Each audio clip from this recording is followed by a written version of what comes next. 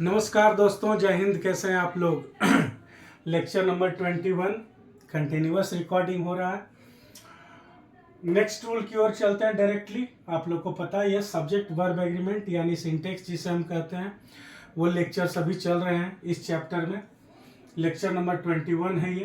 पिछला lecture number जो 20 था, उस रिकॉर्डिंग में क्या था कि अगर आप किसी भी एडजेक्टिव के आगे आर्टिकल द का यूज करते हैं तो वो प्लूरल नेचर में नाउन में कन्वर्ट हो जाता है। मतलब वो वैसा नाउन बन जाता है वो जो प्लूरल नेचर का होता है। जैसे पुअर है एडजेक्टिव, उसके आगे द लगा दिए, द पुअर हो गया प्लूरल नाउन। ब्लाइंड है एडजेक्टिव ब्लाइंड है एडजेक्टिव, द ब्लाइंड लिख दिए, वो हो गया प्लूरल नाउन। ठीक है, तो उसके हिसाब से क्या था कि हमें वह भी प्लूरल लगाने हैं और उसमें अलग से एस एस वगैरह भी नहीं लगाना है प्लूरल बनाने के लिए, क्योंकि आर्टिकल द लगाने से ही वो प्लूरल बन जाता है। ठीक है, इसके बाद लिखा हुआ था क्या कि अगर कोई भी सब्जेक्ट हो और उसके साथ उसका कुछ कॉम्प्लीमेंट भी लिखा हुआ हो तो हम सब्जेक्ट के हिसाब से वर्ब लगाते हैं, कॉम्प्लीमेंट के हिसाब से नहीं लगाते हैं। आज का फर्स्ट रूल कहता है कि अगर दो अलग अलग एडजेक्टिव के साथ सेम नाउन को रखा जाए, है ना। जैसे सेम नाउन क्या है यहाँ पे, काव। अलग अलग एडजेक्टिव कैसा हो गया, एक हो गया इंडियन, एक हो गया ब्राजीलियन। जैसे मैं कहूं कि मेरी और तुम्हारी कार सेम ब्रांड की है, मेरी कार अलग हो गई, आपकी कार अलग हो गई, लेकिन कार जो शब्द है ये नाउन तो दोनों के लिए सेम है। तो सेम नाउन को दो अलग अलग एडजेक्टिव के साथ, एक मेरी और एक तुम्हारी हो गई, तो my car and your car, इस तरह से भी इसको लिख सकते हैं, या माई एंड योर कार्स, इस तरह से भी लिख सकते हैं।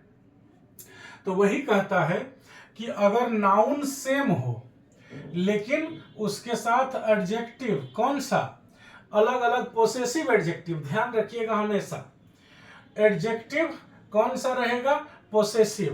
पोसेसिव एडजेक्टिव किस केस में, my, your, his, her, their, Ram's, Mohan's, Sohan's. लेकिन रिलेशन एक और एडजेक्टिव से बनता है जो ओरिजिन को बताता है ना। थोड़ा इसको एक मिनट सुन लेते हैं। रिलेशन एक और एडजेक्टिव से बनता है जो ओरिजिन को बताता है। ओरिजिन मतलब मूल, जड़, जड़ मतलब कहाँ का। जैसे हम कहें साउथ इंडियन फूड, तो फूड नाउन हुआ और साउथ इंडियन क्या हो गया, एडजेक्टिव हो गया इस नाउन के लिए। हम कहें बंगाली स्वीट्स, तो स्वीट्स मिठाइयाँ नाउन हो गया और बंगाली क्या हो गया, एडजेक्टिव हो गया।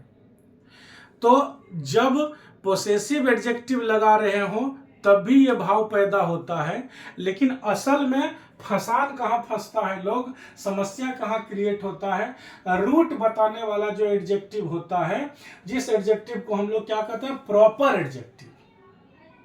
ध्यान रखिएगा इस बात का। कौन सा एडजेक्टिव है ये, Indian, Brazilian, British, American, Brazilian, Chinese, ये सब कौन है, बिहारी, पंजाबी, जापानी, ये सब जो जापानीज जिसे कहते हैं, चाइनीज, कोरियन, ये जो शब्द हैं Japanese, Korean, Indian, Punjabi, Bihari, ये सब शब्द क्या है, एडजेक्टिव।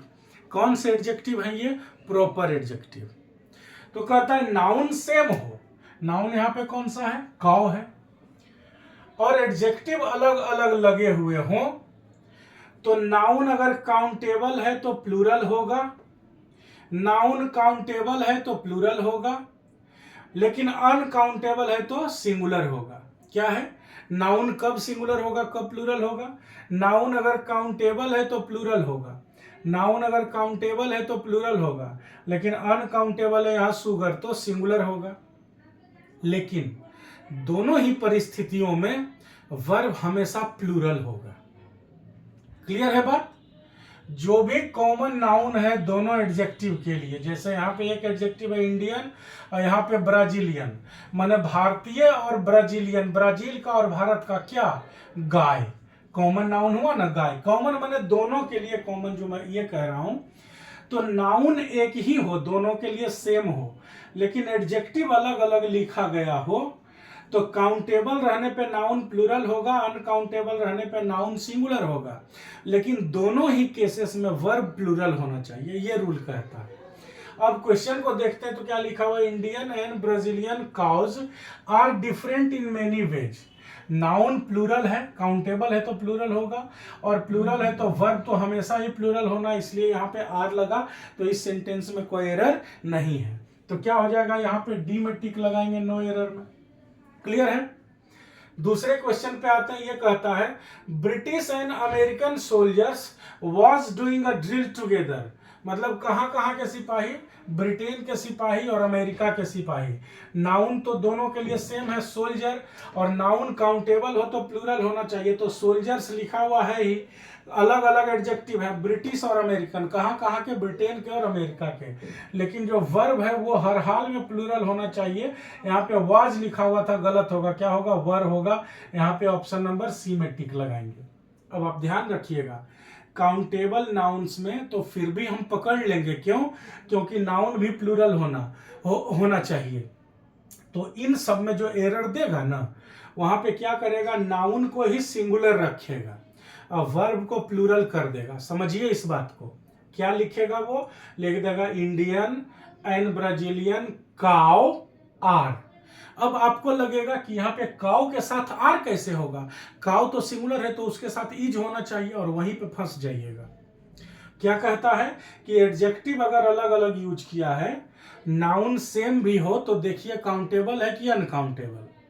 अगर यहाँ काउंटेबल नाउन लिख रहे हैं तो ये हमेशा प्लूरल होना चाहिए, और अनकाउंटेबल लिख रहे हैं तब सिंगुलर होना चाहिए, और वर्ब दोनों ही परिस्थितियों में प्लूरल होना चाहिए।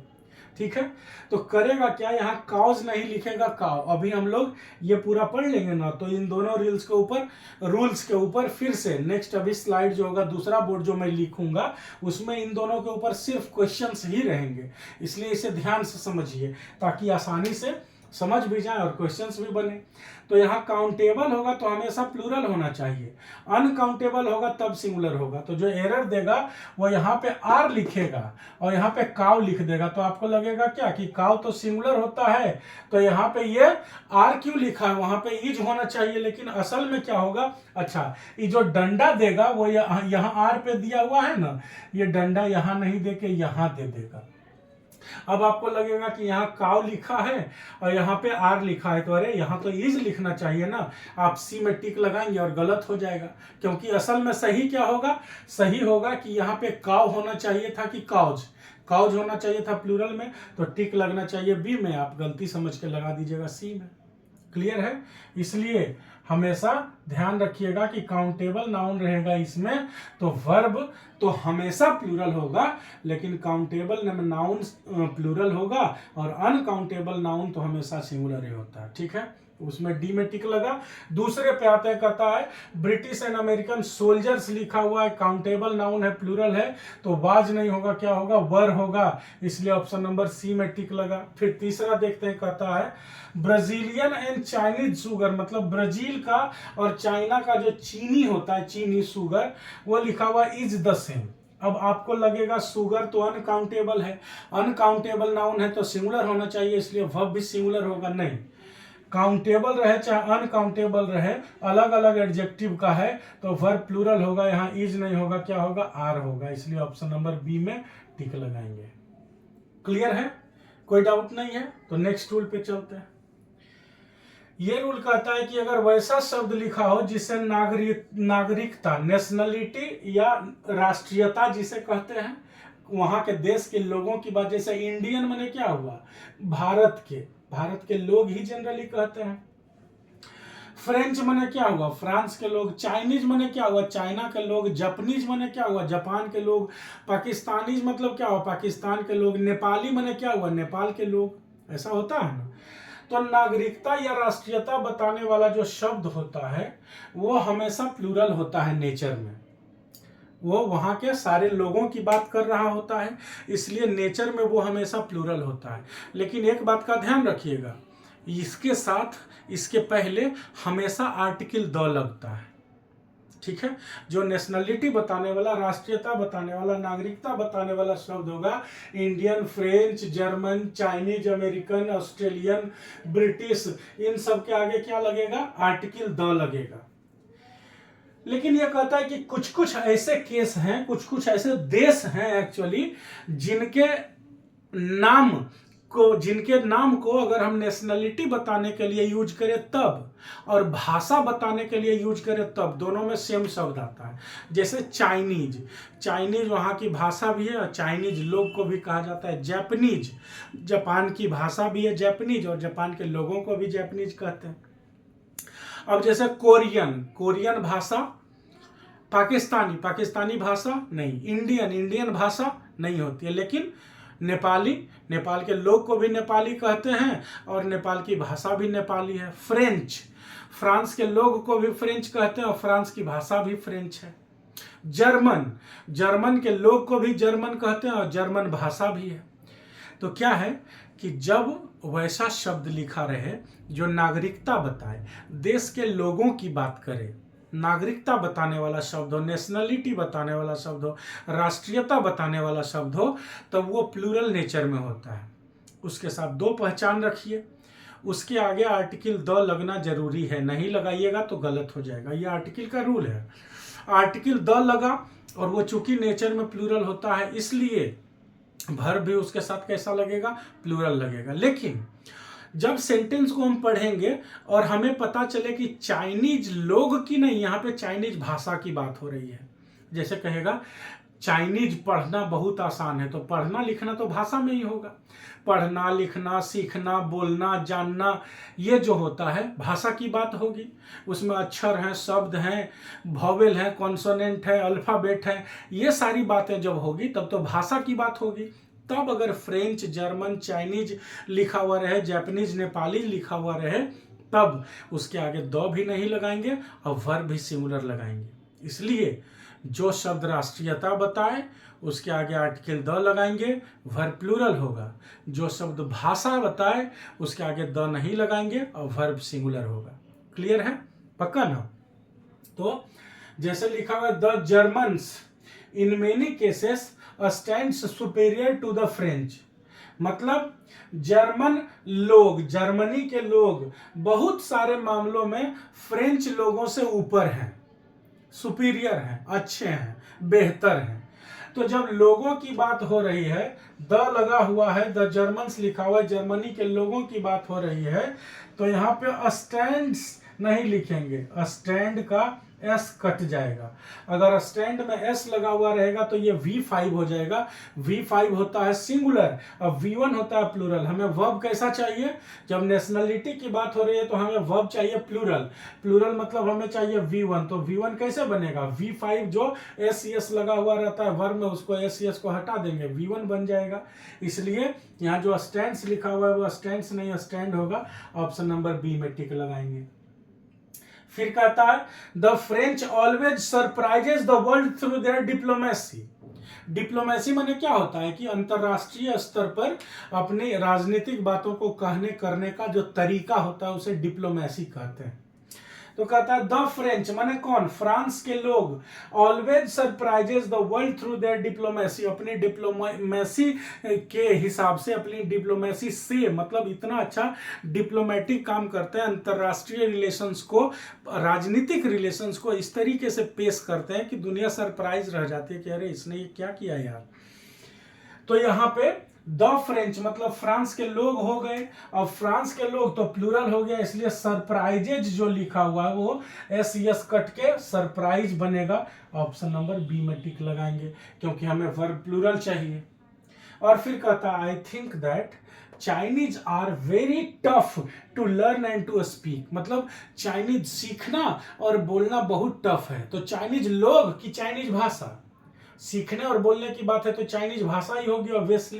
तो यहाँ पे चाइनीज के आगे देखिए द नहीं लगा हुआ है, द लगाइएगा गलत हो जाएगा। क्यों? क्योंकि इस लाइन में चाइनीज कह के भाषा की बात बताई जा रही है, लोगों की नहीं, इसलिए यहाँ आर नहीं होगा, क्या होगा? इच होगा। क्लियर है? और अभी हम लोग 5, 7, 10 सवाल बनाते हैं इन दोनों रूल्स के ऊपर, ताकि हमारा बचा खुचा हुआ प्रॉब्लम भी खत्म हो जाए, तब हम नेक्स्ट रूल पे चलेंगे, ठीक है ना। ओके,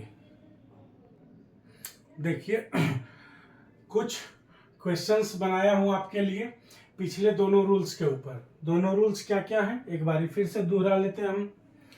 पहला रूल क्या कह रहा था कि अगर आप किसी एक नाउन को, सेम नाउन को अलग अलग एडजेक्टिव के साथ रखते हैं, और खास करके हम लोगों ने कैसा एडजेक्टिव देखा था, प्रॉपर एडजेक्टिव, क्लियर है। तो अगर एक ही नाउन को अलग अलग एडजेक्टिव के साथ आप लिखते हैं, तब आप देखिए कि नाउन जो लिखा हुआ है वो काउंटेबल है कि अनकाउंटेबल। अगर नाउन अनकाउंटेबल है तो सिंगुलर होगा, अगर नाउन काउंटेबल है तो प्लूरल होगा। लेकिन वर्ब हमेशा प्लूरल होगा, कभी भी सिंगुलर नहीं होगा। ये पहला रूल था। दूसरा रूल क्या था? दूसरा रूल कहता है कि अगर वैसा शब्द आप लिख रहे हो सब्जेक्ट बना के जो किसी देश की राष्ट्रीयता, नागरिकता, नेशनलिटी को दिखाता है, तब आपको ध्यान रखना पड़ेगा कि उसके आगे आर्टिकल द लगा हुआ रहना चाहिए, और वो प्लूरल होता है नेचर में, इसलिए वर्ब भी उसके साथ प्लूरल लगेगा। लेकिन हाँ, ये भी ध्यान रखिएगा कि राष्ट्रीयता बताने वाले जो शब्द होते हैं, कुछ देशों के मामले में उन्हीं शब्दों से भाषा भी बताई जाती है। जैसे फ्रेंच नागरिकता भी होती है और भाषा भी होती है। जैसे नेपाली नागरिकता भी होती है, भाषा भी होती है। जैसे जर्मन नागरिकता भी होती है, भाषा भी होती है। तो वैसा सिचुएशन आ जाए उन देशों का बात जब चले जहाँ पे नागरिकता और भाषा सेम शब्द से, एक ही शब्द से दिखाई जाती है, तो वहाँ पे ध्यान रखिएगा, नागरिकता बताने का एक तो पहचान है कि उसके आगे आर्टिकल द लगेगा। दूसरी बात क्या है, अगर भाषा की बात हो रही है तो उसके आगे आर्टिकल द नहीं लगेगा, उसका नेचर सिंगुलर होगा और वर्ब भी उसके साथ सिंगुलर लगेगा। क्लियर? जब हम सेंटेंस पढ़ेंगे तो अब पहचान कैसे होगी? खाली आर्टिकल दो तो मान लीजिए एरर के लिए भी लगा सकता है। तो जब भी आप सेंटेंस पढ़ेंगे तो लोगों के कैरेक्टर्स जब बताए जा रहे होंगे कि लंबे होते हैं, हट्टे कट्टे होते हैं, तेज होते हैं या गोबर होते हैं, काले नीले पीले हरे नाटे छोटे मोटे होते हैं, इंटेलिजेंट होते हैं, ऐसी बातें बताई जा रही होगी तो ऑब्वियसली लोगों की बात हो रही होगी, तो समझेंगे नागरिकता की बात हो रही है। और अगर पढ़ने लिखने सीखने बोलने समझने अल्फ़ाबेट लेटर शब्द ग्रामर की बात हो रही होगी, तब हम समझेंगे कि लैंग्वेज का यानी कि भाषा की बात हो रही है। तब उस केस में ये सिंगुलर होगा और उसके आगे दो भी नहीं लगेगा। दोनों बातें ध्यान में रखते हुए आइए हम लोग इन क्वेश्चंस को बनाते हैं। पहला क्वेश्चन क्या कह रहा है? ये कहता है German and French technology are entirely different. कहने का इसका आशय क्या है कि जर्मन का और फ्रांस का जो टेक्नोलॉजी है, तकनीक है हर क्षेत्र में, वो पूरी तरह से अलग अलग है ना। अब ध्यान देने वाली बात क्या है, रूल क्या था कि अगर एक ही नाउन हो दो अलग अलग एडजेक्टिव के साथ, तो नाउन कौन सा है? टेक्नोलॉजी। और यहाँ पे जर्मन है एक एडजेक्टिव और फ्रेंच है एक एडजेक्टिव। तो कहता है कि दो अलग अलग एडजेक्टिव के साथ किसी सेम नाउन को लिख रहा हो तो आपको ध्यान किस बात पे देना है? दो बात पे। नाउन अगर काउंटेबल है तो प्लूरल होगा और अनकाउंटेबल है तो सिंगुलर होगा, लेकिन वर्ब हर कंडीशन में कैसा होगा? प्लूरल। अब आप गलती से भी, जो मैं अभी पीछे समझा रहा था, गलती से भी ये मत समझिएगा कि यहाँ टेक्नोलॉजी लिख दिया है तो यहाँ आर क्यों लिखा, यहाँ तो इज लिखना चाहिए था। नहीं, ये आप गलत सोच रहे हो, यहाँ आर ही रहेगा। सेम नाउन हो, एडजेक्टिव अलग अलग हो, तो हर कंडीशन में वर्ब प्लूरल होता है। लेकिन ये जो नाउन काउंटेबल है, टेक्नोलॉजी काउंटेबल नाउन है, हमेशा ध्यान रखिएगा। तो ये जो नाउन काउंटेबल यहाँ यूज किया गया है उसको प्लूरल होना चाहिए था। तो TECHNOLOGIES टेक्नोलॉजीज लिखना चाहिए था। टेक्नोलॉजी लिखने से गलत हो जाएगा और यहाँ आर को हम इज नहीं बनाएंगे, वो आर ही रहेगा।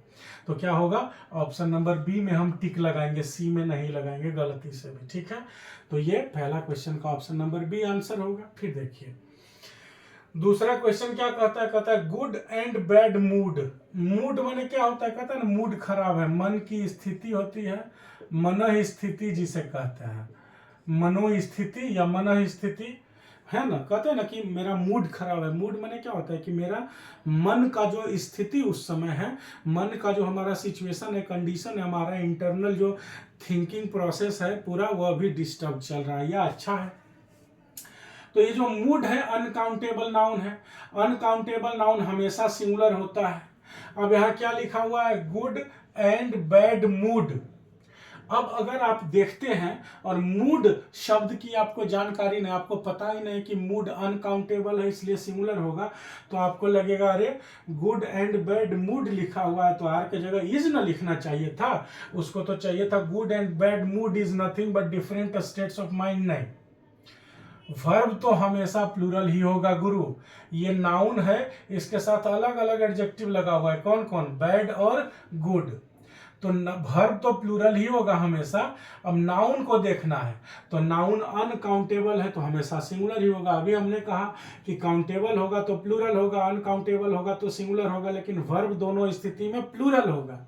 तो वहां पे प्लूरल सही है और यहाँ भी प्लूरल सही है। यहाँ नाउन को प्लूरल होना था, नहीं लिखा इसलिए गलत हो गया, लेकिन ये नाउन तो हमेशा सिंगुलर ही रहता है, अनकाउंटेबल, इसमें कोई गलती नहीं है। तो क्या होगा, ऑप्शन नंबर डी में टिक लगाएंगे। क्या हो जाएगा, good and bad mood are nothing but different states of mind. माने मन का अच्छा होना और खराब होना, तबीयत नहीं। लोग कह देते हैं मन खराब है तबीयत खराब है, दोनों सब बात बराबर हो जाता है। मन खराब होना और तबीयत खराब होना एक नहीं है, ध्यान रखिएगा। तो कहता है मन स्थिति, मन की स्थिति, मूड जिसे कहते हैं, गुड और बैड मूड कुछ नहीं बल्कि डिफरेंट स्टेट्स ऑफ माइंड है। हमारे दिमाग के अलग अलग परिस्थितियां, अलग अलग हालात हैं और कोई अलग चीज नहीं है। फिर तीसरा क्वेश्चन कहता है social and economical freedom is necessary for everyone today.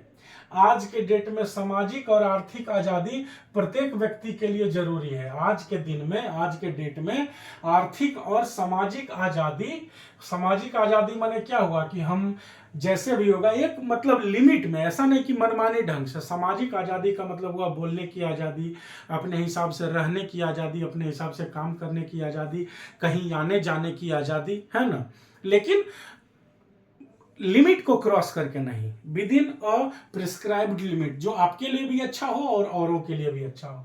तो कहता है सामाजिक और आर्थिक आजादी प्रत्येक व्यक्ति के लिए आज जरूरी हो चुका है। हमें देखना क्या है, यहाँ पे फ्रीडम शब्द का यूज किया है। फ्रीडम अनकाउंटेबल है तो अनकाउंटेबल है तो सिंगुलर ही रहेगा, फ्रीडम्स तो होगा नहीं। अलग अलग एडजेक्टिव है, कौन कौन, सोशल और इकोनॉमिकल, दो तरह के आजादी का बात कर रहा है। कैसा, सामाजिक और आर्थिक। तो सोशल और इकोनॉमिकल फ्रीडम नेसेसरी है। नाउन सेम है, एडजेक्टिव अलग अलग है दोनों। तो वर्ब भी कैसा होना चाहिए, हमेशा प्लूरल। तो जहां इज लिखा हुआ वहां पे क्या होगा, आर। ठीक है, सेम नाउन है, अलग अलग एडजेक्टिव के साथ लिखे गए हैं। तो नाउन अनकाउंटेबल होगा तो सिंगुलर, काउंटेबल होगा तो प्लूरल, लेकिन वर्ब हर जगह होगा प्लूरल। ठीक है, तो इज के जगह आर होगा, हम ऑप्शन नंबर बी में टिक लगाएंगे। क्लियर है। इसके बाद कहता है पीपल से that German is rather tough to speak than French. अब यहाँ पे बोलने की बात हो रही है तो आप ही बताइए, भाषा की बात होगी, भाषा बोली जाएगी कि लोग बोले जाएंगे? ऑब्वियसली भाषा बोली जाएगी। तो जब लैंग्वेज की बात हो रही है तो यहाँ पे जर्मन के साथ इज लगा हुआ है। क्लियर है ना। पीपल से that German is rather tough to speak than French. German के साथ द नहीं लगा हुआ है ना, मतलब ठीक है, और इज लगा हुआ है, सिंगुलर ही होता है भाषा, ये भी ठीक है। Rather tough to speak than French, French के हिसाब से इसके आगे भी द नहीं लगा हुआ है, मतलब इस पूरे सेंटेंस में कोई दिक्कत नहीं है। इसमें क्या लगाएंगे, नो एरर, क्योंकि बोलने की बात हो रही है तो बोली तो भाषा ही बोली जाती है। तो फ्रेंच लिखा हुआ है, जर्मन लिखा हुआ है, आगे आर्टिकल द भी नहीं लगना चाहिए तो नहीं लगा हुआ है, वर्ब भी सिंगुलर होना चाहिए तो सिंगुलर है ही। फिर नेक्स्ट में फिफ्थ क्वेश्चन पे आते हैं। कहता है every time when he speaks the Nepali he makes a mistake. कह रहा है जब भी वह नेपाली बोलता है तो उससे गलती हो जाती है। Every time when he speaks the Nepali he makes a mistake. जब भी वह नेपाली बोलता है, नेपाली बोलना मैंने नेपाली भाषा की बात कर रहा है। अब नेपाली भाषा की बात कर रहा है और नेपाली के आगे द लगाया हुआ है। वर्ब में तो इसमें कहीं गलती नहीं है, ही है सब्जेक्ट, तो स्पीक्स लिखा हुआ है, कहीं कोई दिक्कत नहीं। लेकिन हमें यह भी ध्यान तो रखना होगा कि जब बात बोलने की बात आ रही है, बोलने की बात आ रही है, तो भाषा का बात है इसका मतलब। और भाषा जब नेपाली शब्द से भाषा को दिखाया जा रहा है, लोगों को नहीं, तो इसके आगे द नहीं लगेगा, सिर्फ नेपाली रहेगा। तो ऑप्शन नंबर बी में टिक लगाएंगे। फिर आते हैं 6th क्वेश्चन पे। कहता है the Italians speak the French very easily and fluently. अब द इटालियंस माने क्या हो गया, इटली के लोग। स्पीक द फ्रेंच माने फ्रेंच बोलते हैं, तो यहाँ पे इटालियन तो लोग हो गए, लेकिन फ्रेंच भाषा की बात, यह सेंटेंस क्या कर रहा है कि इटालियन लोग माने इटली के लोग फ्रेंच भाषा आसानी से और धारा प्रवाह बोलते हैं, माने इटली के लोगों को फ्रेंच भाषा बोलने में कोई दिक्कत नहीं होती है। तो यहाँ पे देखिए द इटालियंस, इटालियंस के आगे द लगा हुआ, ये तो सही है, इटली के लोगों की बात हो रही है। यहाँ पे स्पीक लिखा हुआ है V1 वर्ब, तो चूंकि ये प्लूरल है इसलिए इसके साथ वर्ब भी प्लूरल होगा, तो ये भी सही है। लेकिन ये जो द फ्रेंच लिखा है, यहाँ तो फ्रेंच भाषा की बात हो रही है ना, इसलिए इसके आगे द नहीं लगेगा। क्या होगा, the Italians speak French very easily and fluently, तो ऑप्शन नंबर बी में टिक लगाएंगे। क्लियर। और फिर लास्ट क्वेश्चन है, you should know that the Italian have more than 50 letters in its alphabet. You should know that, आपको जानना चाहिए कि क्या, the Italian have more than 50 letters in its alphabet. अब देखिए इटालियन के लिए क्या लिखा है, इट्स, तो इट किसके लिए लिखा जाता है, सिंगुलर के लिए ना। ये क्या इशारा कर रहा है कि इटालियन सिंगुलर है। और एक बात से पता चलता है क्या, अल्फाबेट लिखा हुआ है, तो वर्णमाला तो भाषा में होता है, लोग में वर्णमाला नहीं ना होता है। इसका मतलब क्या है, ये जो इट्स लिखा हुआ है और यहाँ जो ये अल्फाबेट लिखा हुआ है, उन दोनों बातों से हमें पता चलता है कि यहाँ इटालियन भाषा की बात हो रही है। और जब भाषा की बात हो रही है तो यहाँ पे द भी नहीं लगेगा और यहाँ पे हैव भी नहीं लगेगा। क्या लगेगा, हैज, क्योंकि भाषा के आगे आर्टिकल द भी नहीं लगता है और इसके साथ वर्ब भी कैसा लगता है, सिंगुलर। क्लियर है, इसलिए हम ऑप्शन नंबर बी में टिक लगाएंगे। ठीक है ना। तो आई थिंक अभी इस वीडियो में भी जो भी एक्सप्लेनेशंस हुए वो भी आपको समझ में अच्छे से आ गया होगा। अभी के क्वेश्चंस या पीछे जो पिछले स्लाइड में हमने रूल्स डिस्कस किए, उसके जो एग्जांपल्स आपको बताए, उससे रिलेटेड किसी भी तरह की आपको समस्या हो तो आप प्लीज़ कमेंट बॉक्स में कमेंट करके बताइए। ठीक है ना। अगर आपको फ़ायदा हो रहा हमारे वीडियो से तो प्लीज़ हमारे चैनल को सब्सक्राइब कीजिए, वीडियोज़ को लाइक कीजिए, दोस्तों के साथ शेयर कीजिए और उनको भी चैनल सब्सक्राइब करने के लिए हमारे तरफ से पैरवी कीजिए। तब तक के लिए पढ़ते रहिए। All the best.